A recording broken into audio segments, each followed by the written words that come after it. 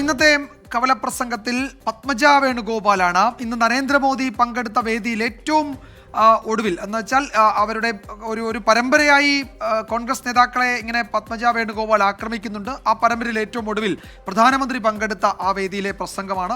രാഹുൽ ഗാന്ധിക്കെതിരെയും രമ്യ ഹരിദാസിനെതിരെയും ഒക്കെയുള്ള രൂക്ഷ വിമർശനം ഉണ്ടായിരുന്നു. നമുക്കത് കാണാം.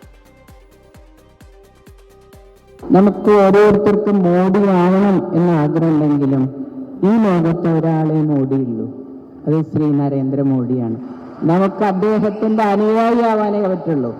ആലോചിക്കുമ്പോൾ തന്നെ നമുക്കൊരു ക്ഷീണമാണ്. അദ്ദേഹം ഈ പ്രായത്തിലും അത്രയധികം ഊർജ്ജസ്വലതയോടെയാണ് അദ്ദേഹം ഓടുന്നത്.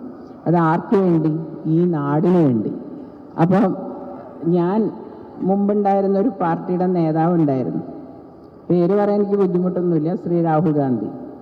അദ്ദേഹം എത്ര തവണ ഏറ്റവും അധികം കോൺഗ്രസിന് സീറ്റ് കിട്ടുന്ന ഒരു സ്ഥലത്ത് എത്ര പ്രാവശ്യം അദ്ദേഹം വന്നു സ്വന്തം നിയോജകമണ്ഡലത്തിൽ? വെറുതെ അല്ല നാട്ടുകാർ പറയുന്നത്, അതിനേക്കാൾ കൂടുതൽ കാട്ടാനോടെ ഇറങ്ങിയാണ് വയനാട്ടില്. കാരണം നമ്മൾ കാണുന്നല്ലേ ടി വിയിൽ.